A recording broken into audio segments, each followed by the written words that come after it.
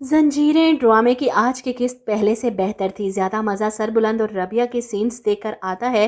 दोनों की केमिस्ट्री बहुत ही कमाल की है। रबिया जब हंसती है तो सब हंस पड़ते हैं और इसके रोने से सब रो पड़ते हैं। सरबुलंद आहिस्ता आहिस्ता सुराग तक पहुंच रहा है। इसे देखकर लगता है जैसे वो कुछ जानता है, इसे किसी बात का अंदाज़ा है पहले से, लेकिन वो नतीजे तक नहीं पहुंच पा रहा। और अगली एपिसोड के टीज़र को देखकर पता चल रहा है कि आखिरकार इसके दिल में आने वाले शक का सिरा इसके हाथ लग चुका है।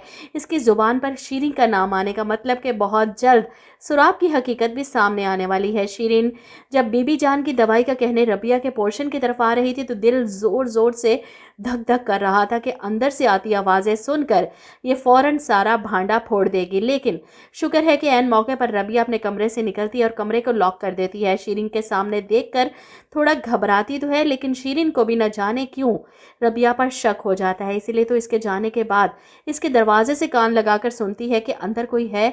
सरबुलंद इतना बेवकूफ़ तो नहीं कि हल्की सी भी आवाज़ करे जो किसी को शक में मुब्तला कर दे।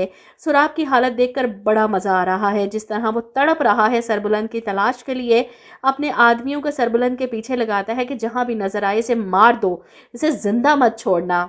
इसे अंदाज़ा ही नहीं कि सरबुलंद इसी हवेली में छुपा हुआ है। एक बार फिर से मेडिसिन देने का टाइम आता है और सरबुलंद को कुछ खाने पीने के लिए देने अपने कमरे की तरफ आती है रबिया, और यहाँ पर शीरीन को रंगे हाथों पकड़ती है कि तुम यहाँ पर क्या कर रही हो। वो जासूसी कर रही थी रबिया की। खैर शीरीन को यहाँ से भगाने के बाद इसकी बात की तसल्ली करके कि इसके पीछे कोई नहीं आया, वो अपने कमरे में आती है और सरबुलंद से बात करते हुए रबिया के मुँह से निकलता है कि आज सारा दिन शीरीन घबराई और परेशान लगी मुझे, बल्कि वो तो यहाँ मेरी जासूसी भी कर रही थी। ये सुनकर सरबुलंद चौंक जाता है। इसका मतलब कि शीरीन उसकी आलाकार है। असल मुजरिम तक पहुँचने का हमारे पास एक ही जरिया है और वो है शीरीन। वो बातों में रबिया को अपने माजी के बारे में बताने जा रहा है कि किस तरह इसके चचा के मरने के बाद ज़ाफ़रान के बाप ने अपनी बेटी की शादी आगा जी से कर दी, जिसकी वजह से ज़ाफ़रान खान हमारा दुश्मन बन गया। शेर दिल लाला का कत्ल होने के बाद मुझ पर यह सरदारी की जिम्मेदारी आई और अब मेरी जान का दुश्मन है कोई, वो जो कोई भी है हमारा करीबी है। और यहाँ पर रबिया सरबुलंद से कहती है, पहले आपके भाई शेर दिल को सरदारी की कीमत चुकानी पड़ी, इन्हें अपनी जान से जाना पड़ा। आपने कभी सोचा है अगर आप ना रहे तो आपके बाद सरदारी किसको मिलेगी। सरबुलंद एकदम से चौंक कर खड़ा हो जाता है।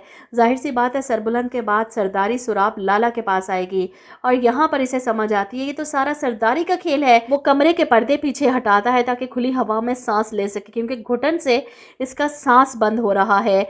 ये सोच कर के इस सब के पीछे सुराब लाला का हाथ है और अब मुझे लगता है कि सरबुलंद बाहर आ जाएगा, क्योंकि जो हकीकत वो जानना चाहता था वो इसके सामने आ चुकी है और सुराब को बेनकाब करके इसे इसके किए की सजा देने का वक्त भी आ चुका है।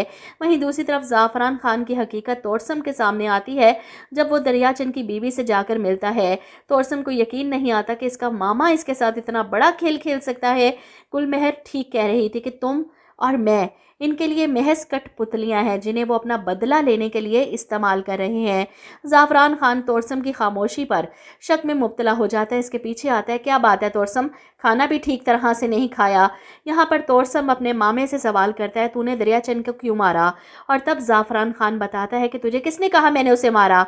जिस पर तोरसम चिल्लाता है, उसकी बीवी से मिलकर आ रहा हूँ मैं, सब सच जान चुका हूँ, अब तू सच बता मुझे। और यहाँ पर ज़ाफ़रान खान चिल्लाता है, तो खुद को बड़ा फन्ने खा समझ रहा था ना कि तूने शेर दिल को मरवा दिया। किसी को मरवाने के लिए ना बड़ा जिगरा चाहिए होता है जो तेरे अंदर नहीं।